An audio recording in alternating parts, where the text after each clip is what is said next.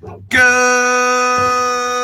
evening, fight fans, and we are back, baby. Welcome to 2026. Headkicks and Haymakers is back better than ever. Our first episode of the year. It's been a week, Bobby, since we were on air. We skipped last week due to Christmas. We put off our normal Wednesday show to have a special Friday night Dress to Impress 2025 award show. The final year of ESPN deal, the final year of a lot of different things, and we are ready to kick off 2026. But before we do that, we're going to look back today on the year that was 2025 in the world of MMA. A lot of new champs were crowned. And before we get into the awards, Bobby, what champ of 2000, or what's the storyline coming out of 2025? Should I say? I mean, it's really hard to say, especially when you compact the entire year. If I think the storyline coming out of 2026 is just more going to be what are we going to see different from the Paramount era? I know it's only been 2 days, but they pretty much have put a lot of the UFC catalog onto Paramount Plus and stuff. A lot more user friendly than ESPN Plus, I would say.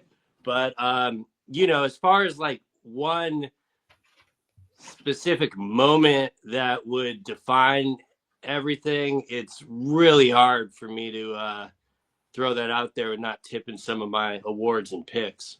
So do you want me to do that or just keep it to the pocket? Whatever you want to do. I think to me the storyline is like leaving ESPN, going to Paramount, and I think just the overall of who's the next stars? We saw some stars continue to get built, some stars maybe kind of fade away in 2025. I think that we're also in an era of where I don't think we're going to see long-standing champs for too much longer. I think the era of where we're seeing they want they want a champion to stay in their division, and if you're going to go up, you're going to have to relinquish the belt. So the UFC wants to. I think we're getting out of the quote unquote double champ status where you can be a division holder in 2 weight classes. Yeah, no, I mean those days died the second Islam vacated his title, because if they were going to allow one person to do it, it would have been him. So yeah, I don't think we'll ever see that again. And I mean, even in rewatching the Islam JDM fight, John Anik says at the very end of it, because DC mentions that he's double champion, and then John Anik throws in his little, but he wasn't simultaneous like you, champ. So they're making a point that you can no longer do it. But I do think as divisions as a whole, we will probably see a lot more turnover. I mean, it's kind of wild to say that 170 is the most stacked division, and that is the one where I'm not sure if we will see any turnover in 26. But I'm really excited to find out. I mean, the reason I really like doing the show is because it gives us every time it's week to week talking about what happened this week, what happened last week, and it gives you time to kind of go back and really just remember a lot of it. Because I mean, I had fights that I thought happened last year that were at the start of the calendar. So I'm excited to get to it. That's for sure. And speaking of champs, I'm just going to list off. Here's the champs 365 days ago. These guys were the champs. John Jones was the heavyweight champ. We know that he had to pretty much relinquish. He never got to fight Tom Aspinall, the fight that I want. We all wanted. We stood here almost a year ago saying, hey, that's the fight we have to see. We want to see, right? We know the saga that happened there. And we don't even know if Tom Aspinall is going to be able to fight in 2026 now. Very, very well could it. Alex Pereira was the light heavyweight champion, lost the light heavyweight champion, has now regained the light heavyweight championship in less than a calendar year. DDP was the middleweight champion. We saw him lose. We saw him. He defended it. Who did he defend it the first time? Izzy and then Strickland. Izzy was this year? No, Izzy was last year. The only defense he had in this calendar was Strickland. Okay, so he beat. Yeah, that's right, in February. Beats Strickland, loses to Khamzat Chimaev. It's great. The welterweight changed the hands twice in this calendar. Well, 3 times. I take that back. The champion a year ago in 2025 was Leon Edwards. Leon, no, he lost to Bilal, right? Yeah, no, Bilal had the title by the end. That's right. I don't know. Damn, ChatGPT fucked me up here on that one. Never trust that AI. Bilal was the champion. Loses to JDM. JDM loses to Islam. This is a lie too, because Ilya Topuria was the champion at featherweight. Is no longer relinquished the championship. Gave it to Volk. Is now the champion again. Merab was the champion last year and fought 4 times last year and lost, we know, to Peter Yan. And now we know Alexander Pantoja was the champion at this time last year, defended it once, lost to Joshua Van. And in the women's, Juliana Pena was the champion, lost to Kayla Harrison. Valentina defended the belt twice.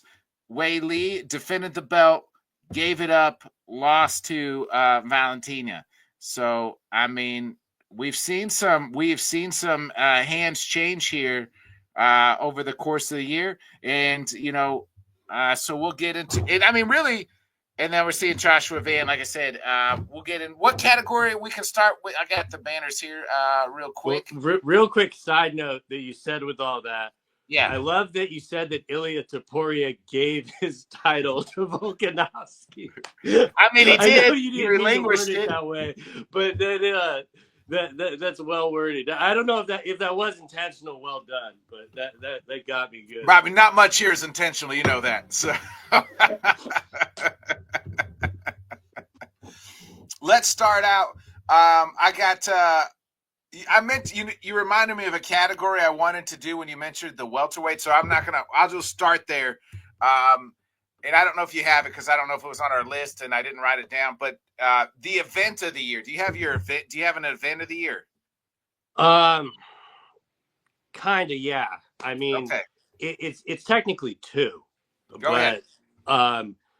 So, like, card as a whole, and I'm definitely kind of pointing out more of how like the main cards and the pay-per-views were built.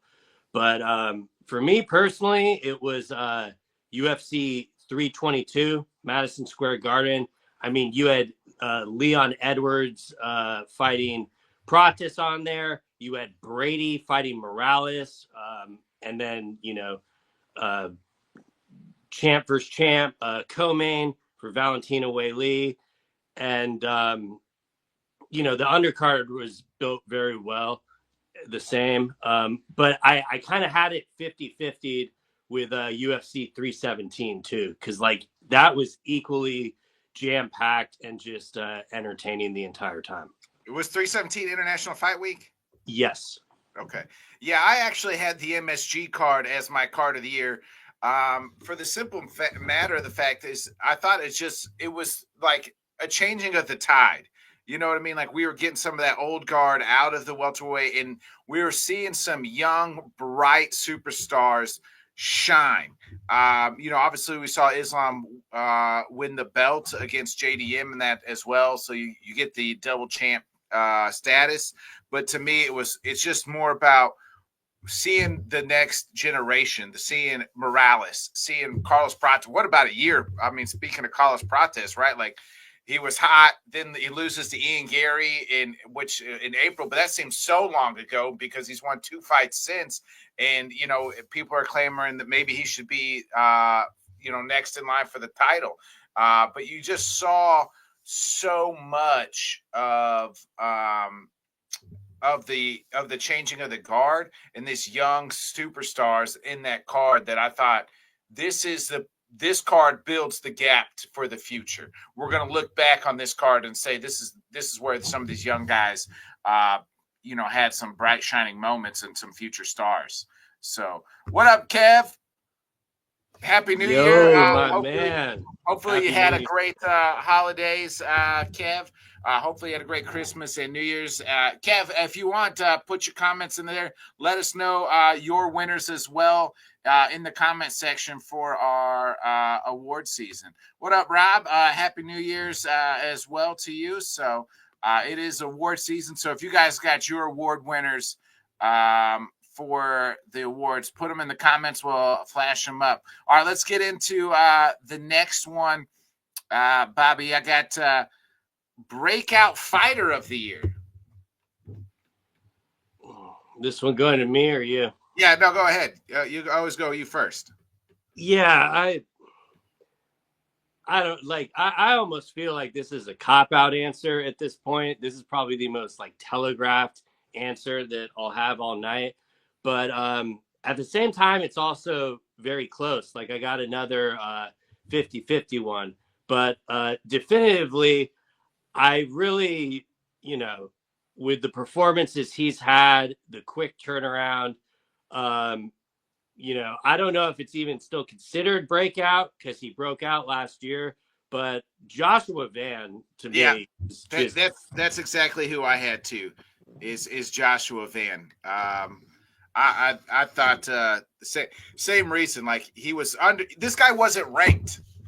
He wasn't ranked at this time last year and is now a UFC champion. So to me, like he doesn't get any more broken out than that, right? Like from unranked to superstar to fighting for the title. Yeah. And like even if the Pantoja fight didn't happen in this calendar, I probably would have still given it to him because he went from being unranked to definitive number one. So it the other one I wanted to give it to was Milky Costa because he's also been on a hell of a tear. So I definitely want to give him his flowers as well. But there's a very good chance he could still get some later. Yeah, I 100% agree. I do like the Milky.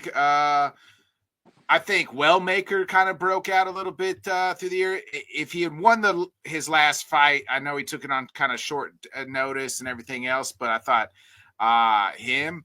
I thought Rebecca and Orabal mainly, not Rebecca, but Orabal had some nice fights and kind of broke through as well. I kind of honorable mentions. I just hope he stays at 170. Like, forget 55, stay at 170. Yeah. Ooh, Kev says Chris Duncan might be his breakout fighter of the year. Yeah, so, I can see that. He's also been on a tear. Yeah. Hold on. I was gonna go to something. Exactly like you said. Turned into a real contender out of nothing. Now they're putting him on, the main card of fights. So got him out of the hellish apex. I mean, Waldo Costa, Waldo. Honorable mention to Waldo. Yeah, I mean, Waldo probably would have gotten it if it wasn't for Joshua Van. I almost wanted to,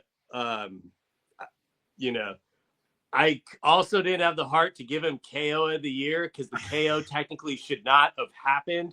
But he had some crazy up and down moments, and especially when he dropped the fight in China, you thought that was just going to be all she wrote. Right. And he's already back into contender status. He's kicking us off in the Paramount era. And I think the UFC would acknowledge that he broke out because, they're looking to use him wherever they can. That fight with him and Derek Lewis is probably I don't get too excited for heavyweight fights when you got the rest of those fights on the card, but I just don't see how that's going to disappoint. Yeah, so honorable mention. I think we're in agreement. It's Joshua Van, but a couple good honorable mentions there on the breakout fighter as well. Let's get into most improved. You know, I went back on this one a couple different ways. At first, I was really inclined to give it to Bo Nickel Ooh, after okay. coming off the RDR loss. And, he definitely had a good performance. I mean, getting the knockout in the end was kind of the cherry on top. So I was leaning that way, but then just kind of going back on the prospect side, I remember when Peyton Talbot originally came into the UFC and everyone was really excited what this kid could do.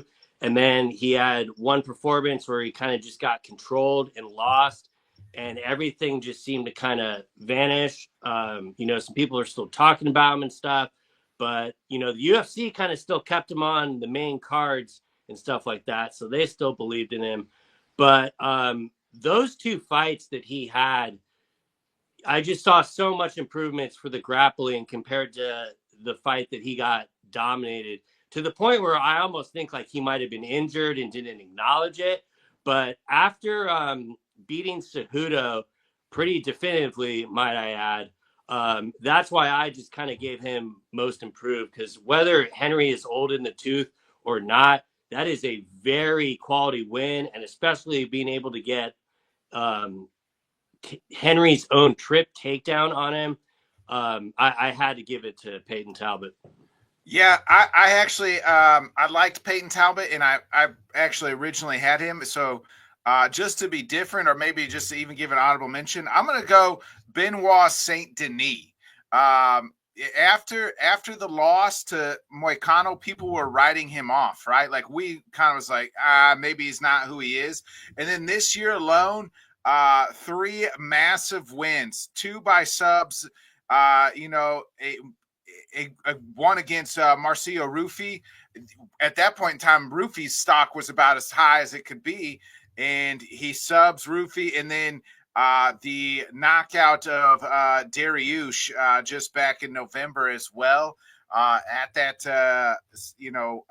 MSG card.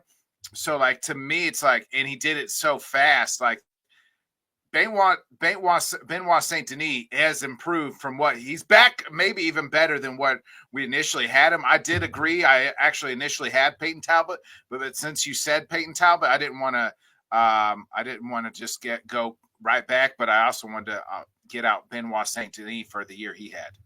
Yeah, no, I love the BSD call. Really agree with that, especially because it also made me think of an honorable mention for a fight night. That UFC Paris, like those two events back to back, they Oh could have yeah. played that any better. The way the crowd played and everything, and Why? yeah, I mean, Why do they kill it in every sport? Every like wrestling and fucking in UFC, like the French crowd, like kudos to them in every fucking sporting event that we are holding over there, because I mean they're fucking pristine. yeah, I mean, I hate international football, but I really wish the NFL would go to France, because I would just be curious, like what that would sound like. And yeah, I mean, Benoit Saint Denis always reminded me of a guy that really, this is really almost, even though it doesn't feel like that long, we're really dating back, because like at the time, Islam was at the top of that division. Yeah. But we thought at that time he could absolutely be a champion, and he fell short against Poirier there, and Yeah. then he had even more struggles with Moicano. It baffled me that he like did not have a real coach like during those fights, apparently. So I think that's a great call for him for most improved. Like he might even deserve it a little bit more in Talbot. Yeah, no, I think the Talbot call was spot on though, as well. I mean, like you said, like a year ago from like a 12-month standpoint, right? From even less than 12 months, because in January, you're like, oh shit, this kid can't fucking wrestle. Like he's getting ragdoll out here.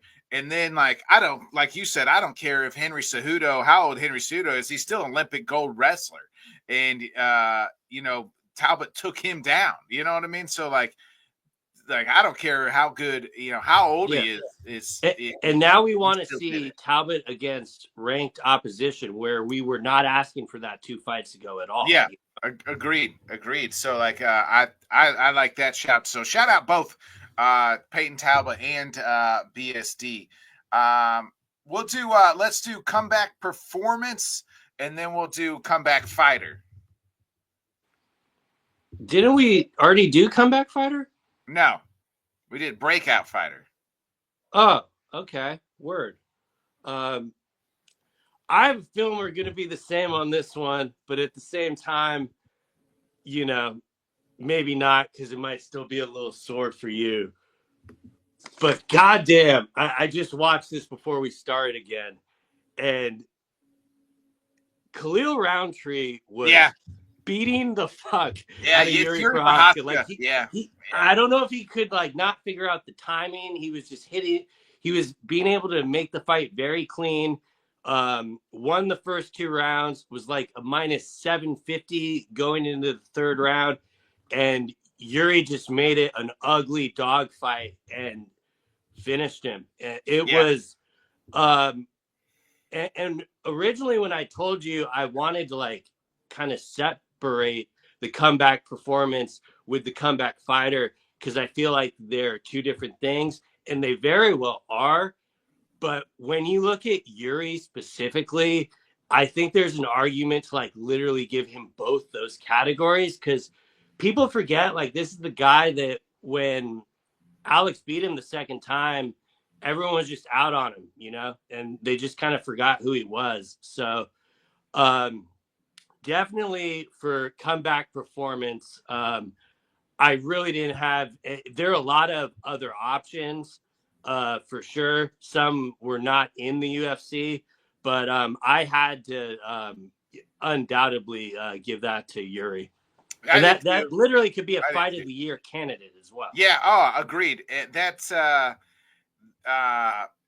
was my comeback performance this year. I think a lot, and we'll talk about this later in some of my picks. Is a lot of mine has to do with the stakes were high, and this was a high stakes fight. This is a fight, a #1 type contender fight, and Roundtree was just piecing him up through 2 rounds, and then for whatever reason, Yuri fucking figures it out, and like he always does outside of Alex, right? And just absolutely wins the fight, in a wild fashion, only the way he can, and put him down. That's the thing. Just absolutely put Roundtree down. So I'm right there with you. My comeback performance as well is Yuri Prochazka against Khalil Roundtree. Let's get into the comeback fighter of the year. I can take this one in a few different ways, but you kind of led with it earlier. You were actually at this event when Ian Gary beat Carlos Pratas. Yeah. And aspirations were really high then, and I thought it would be a long road back, but he got the win against Jeff Neal. And then more importantly, on the biggest card, the card of the year that we gave on MSG, he KO'd Leon Edwards, which nobody had done. And, it was Leon was seeing God. He was unconscious. It wasn't like one of those fights where it ended in KO because of that or something. And though I really do not think he should be next for the title, he's absolutely in the conversation, and he's right back up there against, those top 5 names of killers. So with where I went back and forth with Carlos, that's kind of why I gave it to him, because I was so out on him after the Ian loss. And he really – I thought he was shouting out. Did you say shout out Mo Usman? No, he's saying shout out Usman as far as – yeah, that's a great shout, Kev. If I didn't have Apex Brain, that would that's a really good one. At the same time, I might say you're campaigning to get Usman a title shot, but I know you're not. You're one of the good ones, Kev.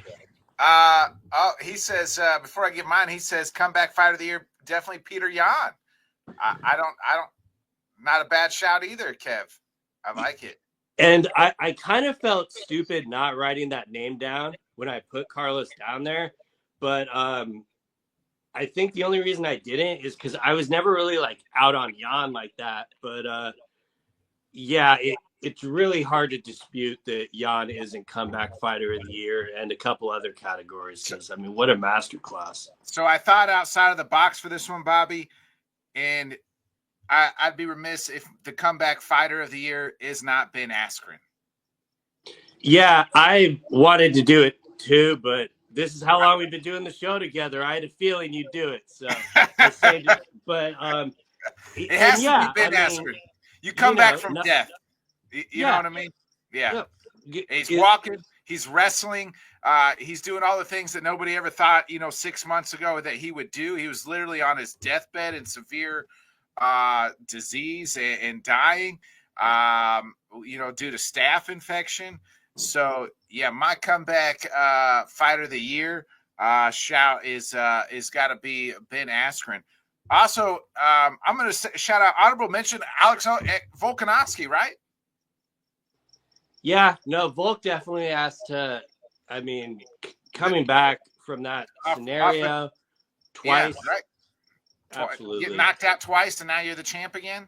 Yeah, I think the one thing I've learned, especially with this category for comeback fighter, is how short the sport can be with what we actually think is going to happen. Right. Something might be clear as day, and then 6 months down the line, we're talking about something completely different. So it's kind of what makes it, such an entertaining thing most of the times. Yeah. But I wanted to shout out Volk for as well as comeback fighter of the year. But yeah, I think I like yours as well. But I think it's got to go to Ben Askren. Yeah, I mean, like I said, no explanation needed on that. That's pretty clear cut there. Yeah. We'll go at sub of the year, and then for some reason I didn't write it, but KO of the year. But I'll go with you, your sub of the year. So this one, I really had too many choices. And it's kind of ironic that I had Kevin Holland on here twice, once for getting sub and once for subbing. Like, oh shit. The RDR fight at the beginning of the year at UFC 311, I could not believe that. I mean, when we broke down that fight, I said, hey, DeRitter might be able to win it by decision. I'd be shocked if he submitted Kevin Holland. Yeah. He submitted him. So, like, that was being in the first round. That was pretty shocking. But then there was Kevin Holland, Darcy, and Vicente Luque. Which was like, okay, that's pretty serious one. And then there's a list of like champion ones. But then I veered a little bit out, and I kind of almost felt obligated to give this comeback performance of the year, but I knew it really wouldn't hit the same because many people weren't aware of it. But my sub of the year is Costello Van Steen's rear naked choking Johnny Walker at PFL Kate. He was losing that fight. Johnny Eblin. Oh, did I say Johnny Walker? I'm retarded. Yeah, Johnny Eblin. I like it. Yeah, that could have been comeback of the year. I really feel like it should have been, and I probably should have made it, especially knowing that you probably would have went with Yuri, so he wouldn't have got shunned. But you can't have a better definition of a comeback than that. But just him being able to get the submission like right at the last moment was pretty shocking. And PFL that worked out for him because like that was probably upset of the year. I don't know. I know we didn't have a category, but that's probably got to be upset of the year, right? If you were to go off odds, it would definitely be. Yeah. We got Kev here says underrated shot from one Bakaru versus Andre. Craig here says Silva on Bryce. Yeah, that's that was a great one. So actually, Bobby, I'm gonna give you. I got to give you my KO of the year first, and then explain why I went with my sub of the year. My KO of the year is Ilya Taporia knocking out Charles Oliveira. So my sub of the year, because of that, and we stood here after that knockout, and he took the short notice fight pretty much against Gamrot, and he chokes out Gamrot in Brazil in the main event. I give my KO of the year partially due to the not coming back and getting knocked out to Charles Oliveira over Gamrot, extending his streak and record book of you in the UFC. Yeah, I mean, I could say you could even give him comeback of the year. I mean, considering you literally wanted him to retire after Ilya KO'd him. Yeah. And then, just straight do Bronx. So I like that shout, and I completely understand the thinking. A couple other big subs over the year. Marab subbing Sean O'Malley. Islam subbing Renato Moicano earlier in the year. Kayla Harrison finishing off, choking out Juliana Pena as well to get the bantamweight belt. So a couple nice. Yeah, I literally, those were all the ones I had written down. I had DeRitter rear naked choking Holland at 311, Islam Garcine Moicano at 311. It doesn't get talked enough that was on 24 hours notice and that was done. You know, everyone look at when Khabib fought Ally Quinta. You know, he wasn't able to finish him in a round like that. So, and then Kayla Harrison, I mean, Juliana Pena, I don't know if her arm broke, but I mean, all of those were very good submissions. Yeah. Who is your KO of the year? Well, I got a lot on this list. So since you already tipped yours, I can kind of go off the thinking. We got a lot of names, man. I mean, RoboCop, we thought he killed Jack Hermanson. Yeah. That one was brutal. I'm going to have absolutely no pushback with Ilya Charles. I get that. Carlos Prates KOing Leon Edwards was pretty wild to see. Reyes getting the KO at UFC 314, just stepping into it. That was great. And Rufy's roundhouse kick on King Green, that was another wild one. Yeah. But for importance and like what it means to like the division going forward, I had to go with Nasruddin Imavov knocking out Izzy at UFC Saudi. Woo! Okay. I like that. Like I said, I gave you mine was Ilya knocking out Charles. Couple other big knockouts: Lerone Murphy, the spinning back elbow, and Aaron Pico. Our guy Costa just 2 weeks ago, the brutal head kick, and we got an event tonight called the the head kick KO, which that could very well be as well. So yeah, this was also it felt like the year of spinning back elbows. So we saw quite a few in 2025. A lot of spinning shit, like Nick Diaz would say. Yeah. Let me get into the next event here. We got 4 more categories, Bobby. We'll go to Fight of the Year.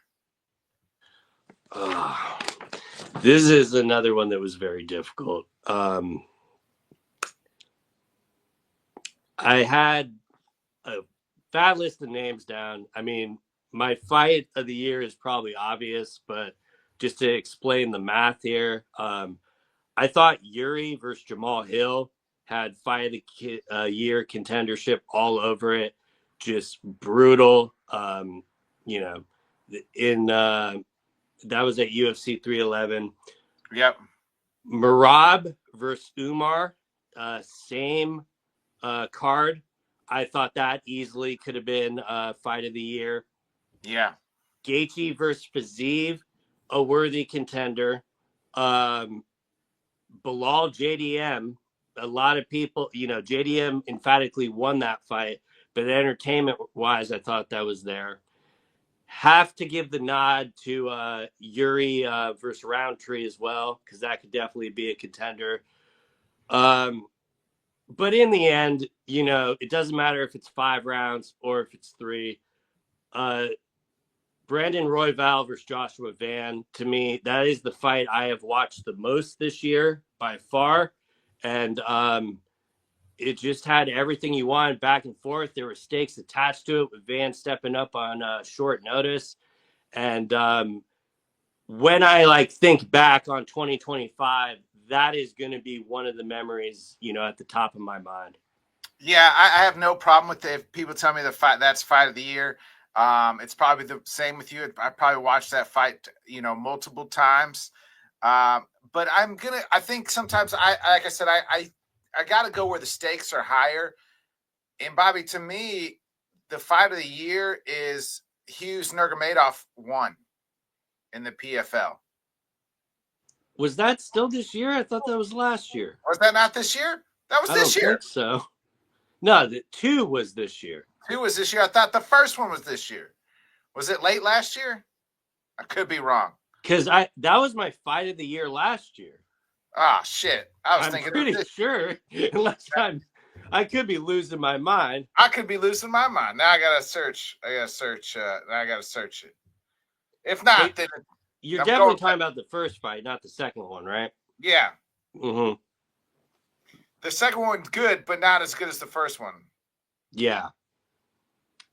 Yeah, I'm pretty positive that was in the end of 24. Maybe it was.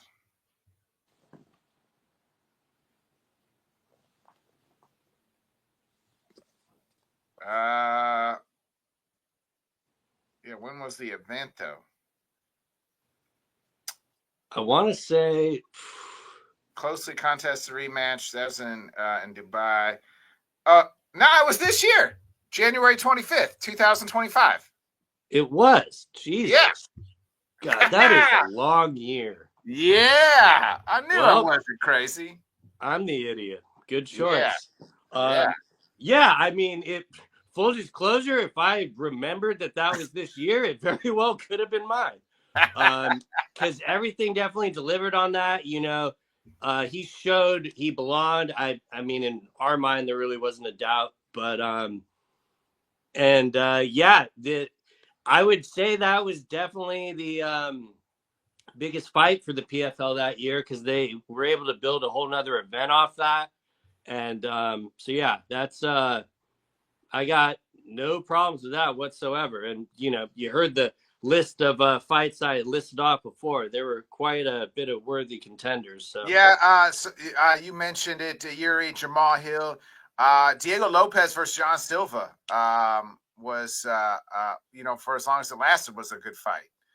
Yeah, I mean, if we had a beat down a Zionist of the year category, it would have been that fight.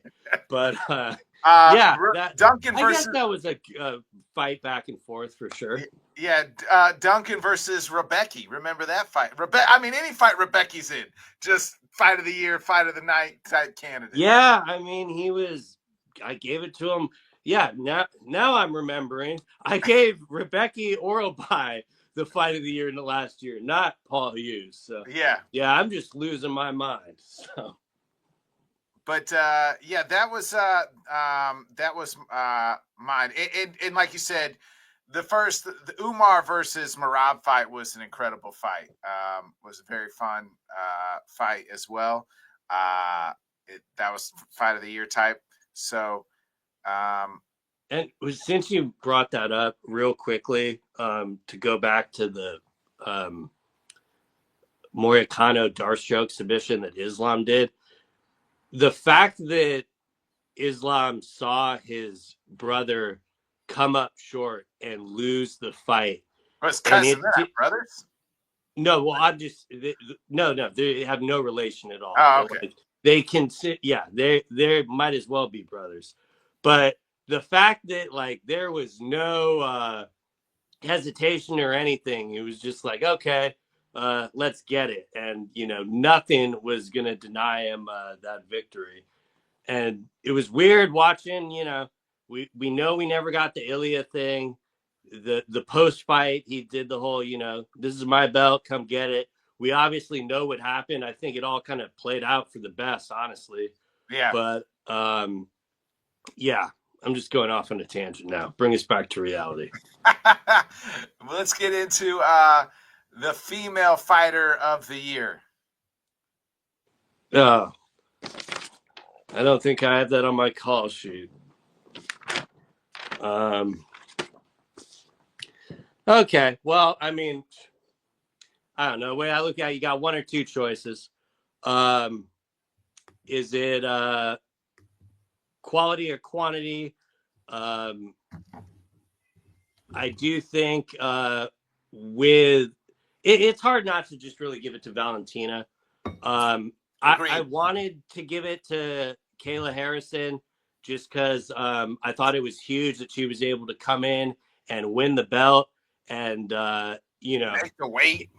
Yeah, if that Nunes fight was in this calendar year, she would probably be the shoe-in over that. But a lot of people were figuring that Wei Li would just be able to kind of impose her will on her, and Valentina just shut all that shit down and said, "Nope, I'm still gonna be here." And I just, I would hear other arguments for other people, but it's pretty, upfront with me that it should be Valentina. Yeah, you're not going to get an argument out of me of anybody else. To me, it is Valentina. I think even if she didn't have the Mignot Ferro fight and the way she just absolutely dominated Wei Li, and it shows just how much respect I think we have for Wei Li. And like that fight wasn't even close. It was 5-0. It was a shutout. There's not even one possible moment where Wei Li looked like she was going to be good. So like I think you give it to Valentina. Kayla Harrison is right there as well. So if you want, Cyborg is the other name I was toying around with. Yeah. And it's kind of always just going to be one of those things with her no longer being in the UFC. But, for a lot of that stuff, I don't think it makes a difference, especially if we're talking about like who is the best. But yeah, that was kind of like would have been my honorable mention. Yeah. I mean, well, I guess that she only had one fight. I was thinking she had two fights, but I was going to say Macy Barber, but it was right there. So, but she lost. I mean, you could give it out to Silva as well. She had a nice win over Alexa Grasso. Just not enough fights, really. Like that's the thing is some of these females, especially in the top, only fought once or twice. You know what I mean? And do you give it to Mackenzie Dern? She had a nice year, obviously winning the interim title, or I guess kind of winning out. She had 2 wins. She beat Amanda Hebus and then obviously beat Verna for the championship. So. Yeah, I'd have no problem with that. If Jazz Davicius didn't lose, she'd be probably another name because she was on a real tear as well. But, whether Dern got there because the title was vacated or not, she still won the belt. So she definitely at least deserves to be mentioned. Yeah. And I think we'll get into the second to last category here. And it's none other than Fighter of the Year. That threw me off for a second because you said second to last, but I get it now.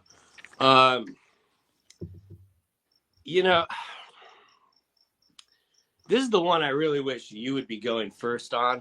You want me to go first? I'll go first. Yeah, it might save me some talking. Okay, I'm gonna go. To me, it's the year still of Marab, and I know you're probably gonna say Islam, but I look at the quality of opponents. If Islam had beaten Armin, and that's not his fault, right? I get that, but Moicano is not on the level of the top dudes that Marab beat. Marab beat the number one, number two contenders, and he beat them all outside of Peter Yan in a quick turnaround and couldn't do it the fourth time.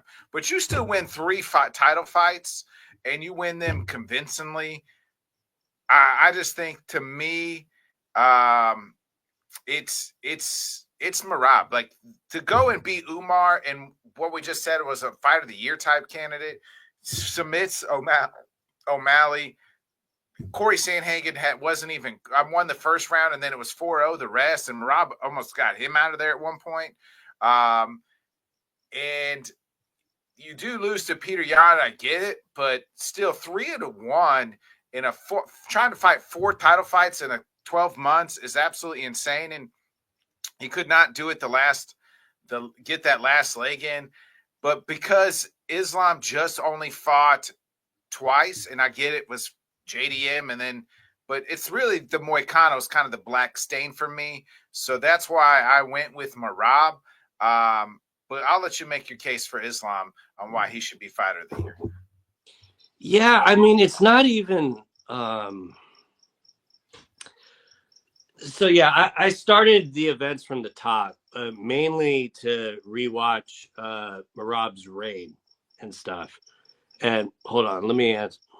He says, how many wins does Marab other guys with Kraken-esque campaign this year? I rest my That's I mean, that is a great point right there, because I mean that's a reference to like a crypto commercial that Money Moicano was a part of. But so I went back and I rewatched it in order, so I would kind of be able to summarize the year a little bit more. And the Umar fight, Umar won the first 2 rounds.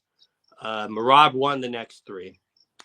And but still in that fight, the optics of it still kind of pissed me off, because to me it was 2-2 going into the 5th. Okay, but if you looked at Marab's body language, I mean, he thought he was just like up on all. He was, just, and I'm not like trying to hold it against him that he's like showboating and having fun in there. Like, that's his style. Yeah. But then when I pair that with you say Moicano is the stain for Islam's case. To me, the stain for Marab, or part of the stain, is really that second O'Malley fight. I appreciate that he finished him. That's probably what he needed to do to go in there. But to me, the question is not, did Marab have too many fights, and that's why he wore down versus Peter Yan? I really wonder if Peter Yan fought Marab after that Umar fight. I think he would have got it done, man, because everything you see on tape from Marab, like the Sandhagen loss especially, he was kind of like figuring out the game plan and stuff. And in total, like Marab lost 8 rounds. I technically gave Sandhagen 2, so you could say 9, but going off your math of him winning 1 and 4-0, so Marab lost 8 rounds, and in no point in any of those fights did any of his opponents look like they wanted to quit and give up, and like they did not want to. O'Malley did give up. That's why he tapped out. We're not talking about O'Malley. Like, specifically Sandhagen. He's in between the 4th and 5th round, and you're thinking Trevor Whitman has to talk all this confidence into him. He's like, I'm fine. This wrestling ain't shit. Like, let's get it. Granted, it did not work out for him, and he did not win. But just look at JDM on that fucking stool for 25 minutes. Each round, a little bit of him died inside. And by that fifth round, they're trying to talk him into doing it. And, you know, he was responding to the corner, but he was just grimacing in pain. And, you know, I get the quantity over quality, but Islam did not lose a second I get what you're saying. I in get what you're saying. 2025. And, Yeah. and to me, like, I don't even know if I have him as my fighter of the year. Like, this is me more going back and forth with over. The shoeing case for Marab has.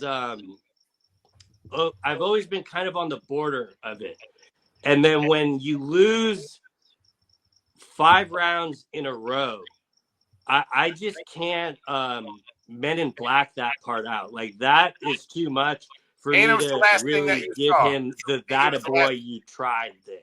Yeah, and it was the last thing that we saw, right? Like, had that happened in January, and then he has the year. What if he loses like that in January, and then he finishes the year 3-0? You know what I mean? It's different story. Yeah, and like, to that point, if he didn't take the fight, if that fight did not happen, Right. it would have been a much harder choice for me, because I would not have had, watching him lose for 25 minutes. So you think he should be rewarded for a little bit of that, but and it was neck and neck. I'm not trying to like really discredit Marab, but No. I see what I'm not discrediting Islam. I get the case for Islam. Yeah, I mean, in the case, to me, it was just the quality more than the quantity, because all my other guys that were candidates had 2 fights this year. Yeah. Not many of them had 3. There were some that were very active that really get no praise. We'll give them some praise in a little. But so yeah, it's a coin flip, but if you're asking me to choose, I would just have to say, and this is probably looking more future out, I just still don't know who is going to give Islam a challenge at 170. I know there'll be some very enticing fights, but I'll probably to me, the most enticing one is him versus Shavkat. But hell yeah, love the Joshua Van shout. And like, let me just address the elephant in the room. Like, if Joshua Van knocked out Pantoja, that there would not even be this monologue of me having to pick between Marab and Islam. It would emphatically be Joshua Van. But honorable mention, Yuri Prohaska, right? The big win against Jamal Hill, and then turn around in the comeback win against Khalil. Especially for me, because at that point I didn't know whatever to expect from Yuri, and turns out he can pretty much beat everyone. And I didn't think there would be a scenario to me to want to see another Pereira fight with Yuri, but he's made the best case for that. So definitely should be an honorable mention. Yeah, Nasruddin Imanov, shout out to him on another 2 fights. But when you beat Izzy and Kyle Pajaro, the top of the middleweight, oh no, hold on, you're underselling this a little bit. He knocked out Israel Adesanya, who has never been knocked out before, and then he was literally accused of ducking Kyle Pajaro for 6-7 months, and Imavov had to actually, he was just like, okay, enough's enough, I'll fight you. And he 50-45'd him in France. And, it just warms my heart that Kyle Pajaro is not getting a single award on this fucking show. He could have been breakout fighter of the year, and we didn't mention him, but Fluffy Hernandez, the big win over Brendan Allen and Roman Dolidis. Unfortunately, we did not get to see the RDR fight. And speaking of RDR, had he not had the quitting of Brendan Allen, he very well could have been fighter of the year. I mean, Yeah. look at his fighter of the year. Not chokes out Kevin Holland, knocks out Bo Nickel, splits with Robert Whitaker, and unfortunately, he had the loss to Brendan Allen, which he pretty much kind of quit on the stool type thing. But other than that, like, you know, he was right there. Yeah, no. You take away that Brendan Allen fight, you know what I mean? Easily. And I mean, I could you can make a case for breakout fighter of the year, right? well, I know I can also make a case to throw that fight out a lot more than I can the Marabian too. Because like that to me was clearly just he just seemed overworked and battling through shit, and it literally caused him to quit. To where I'm not sure if Marab's activity is why he lost that fight. I think it was just Piotr Jan's masterful game plan. Yeah. I But can see what you're saying. and another reason I wanted to give De Ritter sub of the year, because I mean he was having such a great year. The UFC was booking him kind of oddly, like they didn't know what they had in him, and you know, hopefully, did he get rebooked, De Ritter? Do you know? Yeah, he's actually fighting Kaio in March. You don't think I knew the answer to that one? I just wanted to hear it. Oh, that's a great birthday present for me. Yeah. I mean, he only had 2 fights, I guess, but they were both big wins. Ian Gary, you know, unanimous decision over Carlos Prates and Bilal. Prates could have been, you know, how many fights did he have this year? I mean, as well. Yeah, I mean, especially if he didn't drop to Gary. I mean, his activity has been something else. And yeah, you know, he was booked twice, and the 2 fights got canceled, and they rebooked the Jeff Neal fight. But he lost to Ian Gary. Then he came back and knocked out Jeff Neal and Leon Edwards. Yeah, and it's wild that loss was in April. I mean, that's why in the end I went with Prates for comeback, because I mean he just reinserted his name into that category. Yeah. And you know, say what you will about Ian Gary, but he has definitely painted the best case to be at the top in title consideration, or you know, fighting for the #1 contender next. You know, you could definitely give him an honorable mention with, because especially, you know, I know this was last year, but he also had you know, the decision loss to Shavkat. And since then he has bounced back in full, so he definitely should get a shot. And you know, I kind of wanted a side note, like I wanted to give Fazeev comeback of the year. Oh yeah, just like off the injury, like just with how he's moving and stuff. But yeah, I ended up going with Carlos there.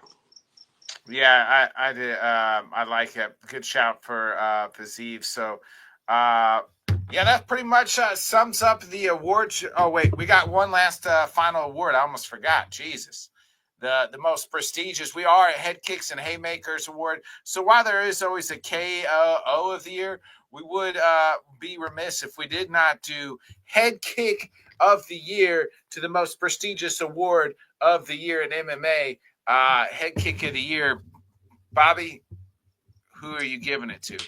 I mean, I have a feeling we're going to match on this, but we'll see. But hands down has to go to Milky Costa, head kick KOing the last Pirate in the last Apex of the ESPN era. A fight that I thought we were going to get an interesting 15-minute scrap, and he just absolutely blanked him. So, yeah, that was going to be my KO of the year before, you know, we made this category as well. So yeah, it was that worthy. And that's why I went back and rewatched so much in the beginning part of the year because I was just worried about having recency bias on that one. But that was a beautiful head kick. I'm not. I can't disagree too much with that one, but I'm gonna give it to Marcio Rufi's head kick KO of Bobby Green. I had that written down at the top of KOs of the year. So, I mean, and the only reason I did not give that one, it's nothing on Rufy. It's all the fucking cameraman. Like the angle of that KO, they switched at the last second of him getting blitzed. And yeah, I gotta find an alternative angle of that because definitely deserved. Yeah, Julia, your old lady says you're looking sharp. I mean, she's probably picked you up in court in that same outfit, as you were, or maybe from playing a sleazy lawyer. Yeah, it does have the Better Call Saul vibes. Yeah, she's probably wondering why I didn't dress up this nice when we went out. Better call Bobby. Bobby, it's been a pleasure doing the show 2025. I can't wait to do more shows here this year in 2026. Next week, we'll do a 2026 preview show, kind of talk about our big predictions for the year. Some possible fighters. We'll kind of go down these categories a little bit and kind of pick ours, and then maybe some future champs as well.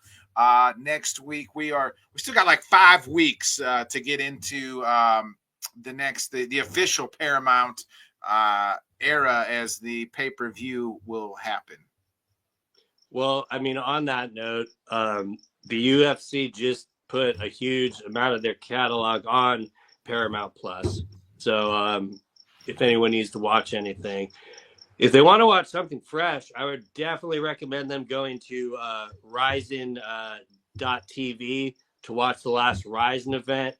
That shit will not disappoint you, I promise. So if you're fiending for some fights, do that. I do want to say the one thing I really appreciated about doing this show and the prep for it is I'm a lot more excited for that first event, specifically Patty versus Gaethje. So we can get into more of that next week or whenever, but my negativity is kind of drummed out on that. Yeah, okay, all right. Hey, that way, more positive Bobby in 2026. I like it. Yeah. It's a good resolution. Good resolution. More positivity, baby. That's what you need, Bobby. Stop being Trent and be Bobby. Well, oh, poor Trent. He's having a day, isn't he?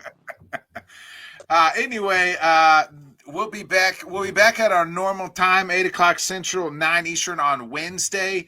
Other than that, Bobby's going to go get some sushi with his lovely lady. I'm going to, watch some TV because it's 9 o'clock here. But other than that, be a friend, tell a friend, folks. Have a great weekend. We'll catch you some more in 2026 here in next week of our 2026 preview show on Wednesday night. Be a friend, tell a friend, like, subscribe, share. See you then. Happy New Year, everyone. Thanks so much for joining us, and until next time, let's talk sport, friends. Thanks for watching.